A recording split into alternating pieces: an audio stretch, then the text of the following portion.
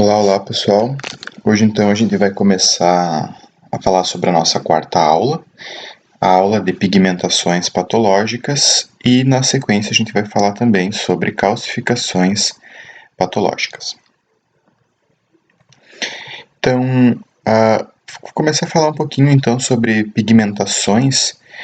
Pigmento do latim significa pigmento, que na verdade é uma substância, é um corante, é uma substância que tem uma cor própria, né? Além disso, ela tem uma origem, né? Pode ser uma origem vegetal, que a gente pode ver em flores, a coloração diferente de flores, animal, né? Tem alguns animais que expelem tinta, pigmentos, como o polvo, mas eles também têm esses pigmentos na pele, né?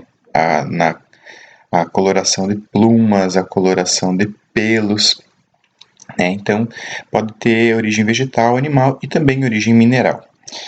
Cada pigmento tem uma composição química que dá a característica da cor dele, né? Eu botei aqui o exemplo da molécula de hemoglobina e da molécula de clorofila. Se vocês forem ver, elas são muito parecidas.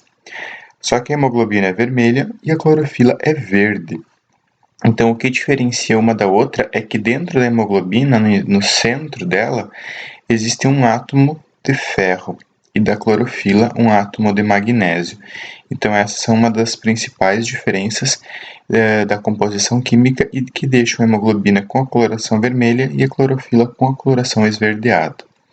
E os pigmentos eles têm significado biológico diversos, né, que pode incluir desde a proteção do tecido que ele está pigmentando. Eu botei aqui um exemplo de uma foto de várias pessoas, sendo que essa última aqui a gente percebe que tem a pele mais escura, né, pele mais pigmentada por melanina. Então, consequentemente, essa pele dessa pessoa aqui, ela é mais protegida dos raios ultravioletas se a gente comparar com essas outras aqui que tem a pele mais clara. Tá? Porque são peles menos pigmentadas por melanina. Então, o significado biológico é esse. Pode ser por proteção, pode ser por camuflagem, se a gente pegar alguns animais ou plantas, alerta a predadores, como atrativo sexual. Então, esses são vários significados que os pigmentos têm.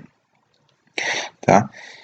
Então, a gente falou um pouquinho sobre o pigmento e eu queria falar um pouquinho sobre o que é a pigmentação.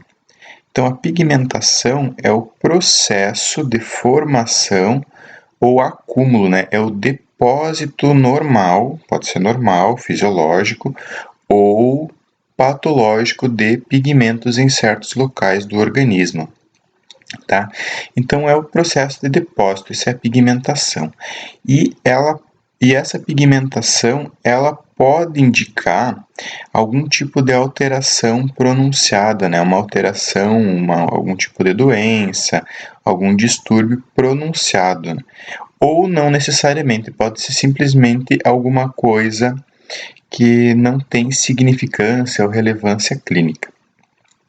E dentro da classe das pigmentações, dos pigmentos, nós temos dois tipos que nós vamos abordar aqui: os pigmentos endógenos e os exógenos. Os pigmentos endógenos são aqueles que são produzidos pelo próprio organismo. Eu botei aqui um exemplo de uma pinta, popularmente a gente chama ela de belezinha, né, que muitas pessoas têm, uma ou várias no corpo, então ela é produzida pelo próprio organismo. E os pigmentos exógenos, eu coloquei aqui um braço de uma pessoa tatuada, né? Então, é um pigmento que ele é inoculado de alguma maneira no organismo, ele vem de fora e é inoculado. Então, essas são as diferenças. Nós vamos começar falando agora sobre os pigmentos endógenos. Tá? Então, só para relembrar, os pigmentos endógenos são aqueles sintetizados e também acumulados no próprio organismo.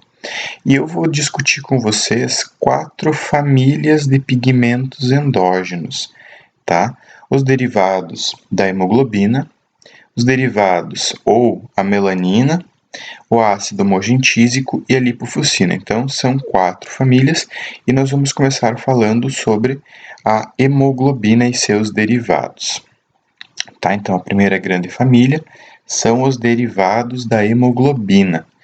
Dentro dos derivados da hemoglobina, primeiros pigmentos a gente chama de pigmentos biliares.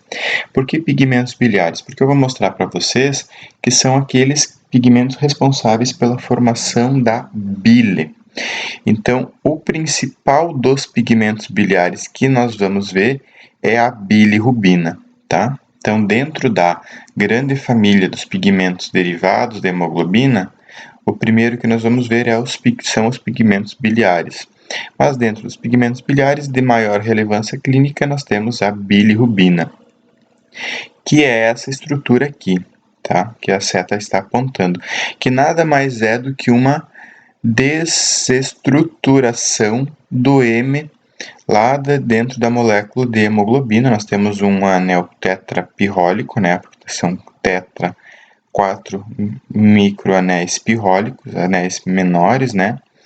Então, quando o grupamento M da hemoglobina é desestruturado, ele se transforma em bilirrubina. Essa desestruturação, esse metabolismo do M, nós vamos estudar na sequência, então, como que ele funciona, como que o grupamento M da hemoglobina se transforma em bilirrubina. Então, para isso, eu tenho essa figura aqui para explicar para vocês. Então, dentro dos nossos eritrócitos, existem moléculas de hemoglobina. Se vocês lembram, a hemoglobina é composta por duas partes. A parte globina, que é a parte proteica, e a parte M. No momento que esses eritrócitos eles sofrem algum tipo de hemólise, eles rompem, a membrana plasmática deles rompe e o conteúdo intracelular deles é extravasado para o meio. Nesse extravasamento, nessa hemólise, que você tem que saber que a hemólise vai liberar o M, tá? Vai liberar o M e a globina, hemoglobina, M e globina. A globina vai entrar em outras rotas, essas proteínas vão ser recicladas para constituir novos elementos. O que nos interessa é o destino do M aqui liberado. Então, o M liberado da hemólise, que está dentro da hemoglobina, ele rapidamente vai ser transformado em biliverdina. Como o nome já diz, tem essa coloração esverdeada, né? Biliverdina. E essa biliverdina, ela é rapidamente convertida a bilirrubina. Ela é oxidada até bilirrubina. Tá? Então, se eu mostrar para vocês, aqui nós temos o M. Então, aqui teria um passo intermediário que é a biliverdina e a bilirrubina. Tá? Uma coisa que eu preciso que vocês prestem atenção é que quando essa bilirrubina é formada, ela é uma molécula insolúvel. Então, isso aqui eu quero que vocês destaquem. A bilirrubina recém-formada, ela é insolúvel. Ou também, sinônimo, não conjugada. Ou outro sinônimo, indireta. Tá? São sinônimos, insolúvel, indireta ou não conjugada. Então, ela é formada, ela anda na circulação sanguínea ligada em proteínas, em albuminas. Por quê? Porque ela é insolúvel ao plasma, tá? Insolúvel em água e, consequentemente, ao plasma. Então, ela vai andar na circulação e ela vai ter que chegar até o fígado. Então, a bilirrubina formada é insolúvel, ela precisa chegar até o fígado. Porque o fígado ele vai realizar o metabolismo dessa bilirrubina insolúvel. O que é esse metabolismo? Ele vai conjugá-la com uma molécula de ácido glicurônico. Tá? Então, o fígado vai fazer as reações de glicuronação para essa bilirrubina que era insolúvel e agora que ela passou pelo fígado, que ela foi glicuronada, ela se transforma em bilirrubina solúvel. O que quer dizer isso? Que ela é solúvel ao plasma, tá? Ela pode ser, o nome dela, bilirrubina solúvel, ou conjugada, ou bilirrubina direta, tá? Então, vocês precisam ter essa noção que ela tem que passar pelo fígado para se tornar conjugada, solúvel. Aí, depois do fígado, essa bilirrubina, ela vai ser eliminada no intestino na forma de estercobilina, que é um dos compostos que dá a coloração mais amarronzada ou mais escura para as fezes. Ou essa bilirrubina ela pode ser reabsorvida e eliminada na urina, na forma de urobilina, tá? Que é um dos compostos que dá a coloração mais amarelada para nossa urina, né? Então, o que eu quero que vocês saibam nesse primeiro momento aqui nesse slide é que a bilirrubina ela precisa passar pelo fígado para se tornar glicuronada, para se tornar solúvel. Só então ela pode ser eliminada pelo intestino ou pela urina.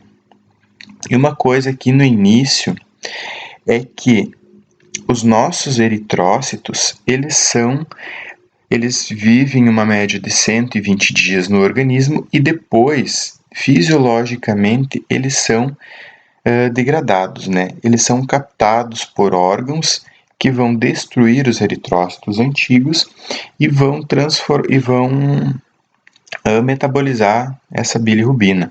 Então, alguns órgãos que fisiologicamente, lembrando, fisiologicamente, são responsáveis por metabolizar eritrócitos antigos. Então, nós temos o principal deles é o baço, o segundo é o fígado, pode ser macrófago, pode ser medula óssea, enfim, vários órgãos conseguem metabolizar e fazer com que esses eritrócitos antigos sejam removidos da circulação. Mas a remoção de eritrócitos antigos da circulação culmina na liberação de M, que vai se transformar em biliverdina, bilirrubina insolúvel, e aí o fígado vai transformá-la em bilirrubina solúvel para eliminar no intestino, nas fezes, né, ou na urina. Isso é importante, mas é um processo fisiológico. O que nós vamos estudar agora são os desequilíbrios na formação da bilirrubina, tá? São os desequilíbrios quando ocorre uma hemólise excessiva ou alguma alteração hepática, enfim, tá? Que é o que nós vamos ver na sequência nos próximos slides.